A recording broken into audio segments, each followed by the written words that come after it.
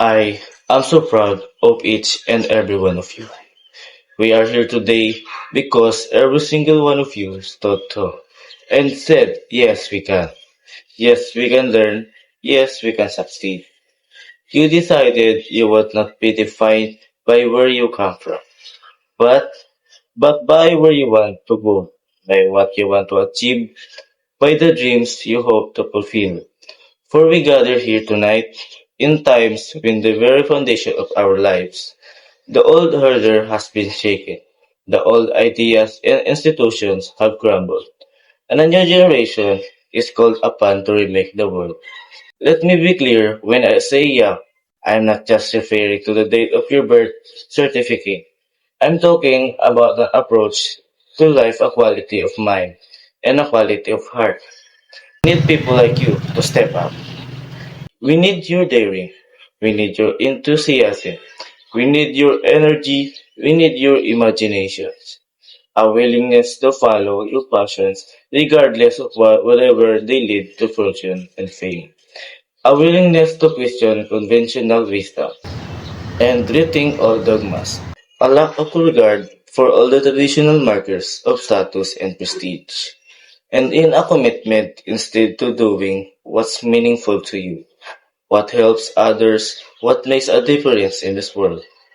We're engaged in two wars and a struggle against terrorism, the threats of climate change, nuclear proliferation, and pandemic defy national boundaries and easy solutions for many of you.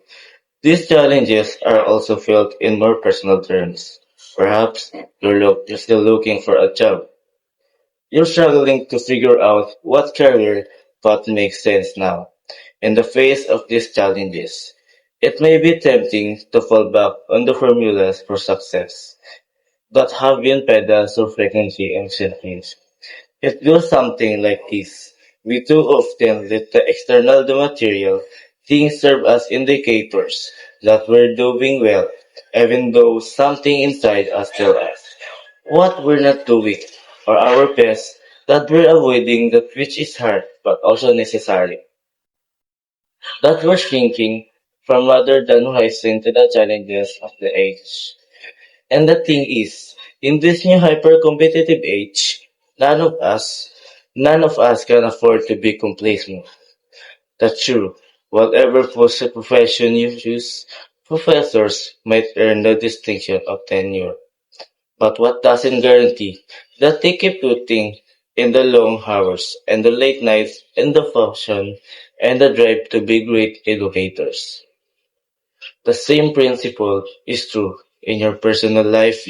Being a parent is not just a matter of paying the bills.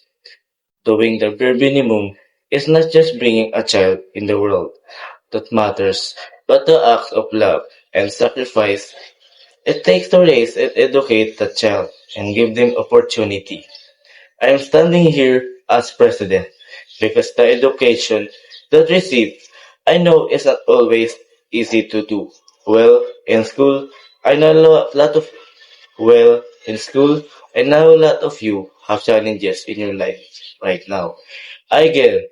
I know what it's like. My father left my family when I was 2 years old and I was raised by a single mom who had to work and struggle at times to pay the bills and wasn't always able to give us the things that other kids had. There were times when I missed having a father in my life. There were times when I was lonely and I felt like I didn't fit in. So I wasn't always as focused as I should have been on school. And I did some things that I'm not proud of. And I got a notable that should have in my life could have easily take a turn for the worse. But my mother, my grandparents, they pushed me to excel. But I was lucky. I got a lot of second chances and I had the opportunity to go to college and law school and follow my dreams. You can't let the past get you and follow my dreams. You can't let the past get you down. You have to let it motivate you. Everybody here has got a unique story like that to tell. Each of you knows what it took for you to get here. But in reaching this milestone, there's a common lesson shared by every graduate in this hall. It's not where you are or what you are, it's who you are. Because life will throw some things at you. Truth is, not a single one of the graduates here today has been not a single one of the graduates here today has had this easy. Not a single one of you had anything handed to you on a silver platter. You had to work for it. You had to earn it. Most of you had to believe in yourself. Yes, you've always been underdog. Nobody's handed you a thing, but that also means that whatever you accomplish in your life, you will have earned it. Because whatever rewards and joy you reap, you appreciate them that much more because they will have come through your own sweat and tears. Product of your own effort and your own talents, you show more grit and determination in your childhood than a lot of others. However, well, that's who you are. We need everyone to broaden their ideas about what is possible. We need parents, politicians, and the media to see how success is possible, how success is happening every day.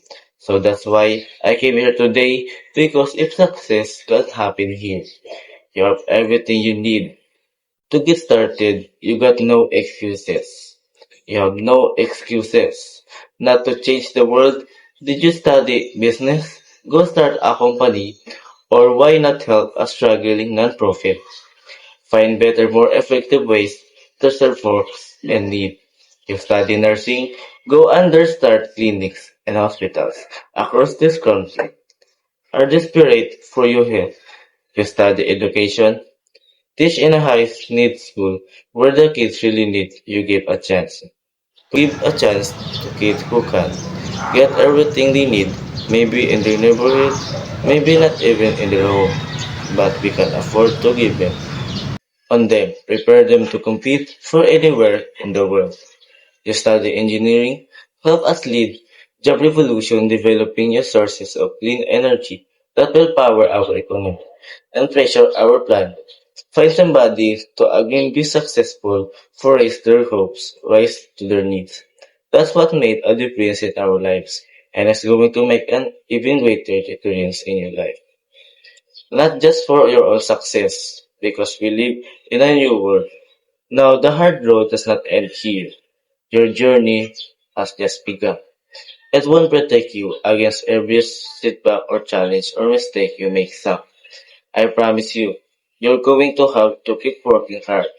You're going to have to keep pushing yourself in your fight sometimes in situations where folk have had an easier time. They're a little bit ahead of you, and you're going to have to work harder than there, and you may be frustrated by that.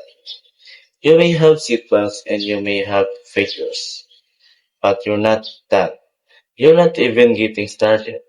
And if you ever forget, that just look to history.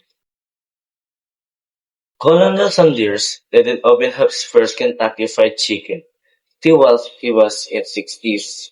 Winston Churchill was dismissed as little more than he has been who enjoys Scotch a little bit too much before he took over as Prime Minister and so greatly famed. Through its finest hour, when you need a great story or you learn about an important moment in history, it helps you imagine what it would be like to walk in somebody else's shoes.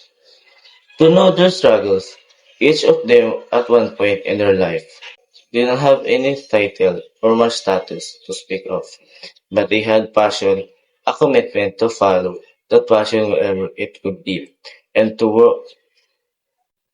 working hard every step along the way. But it's easy to push yourself if you build on what you already accomplished here.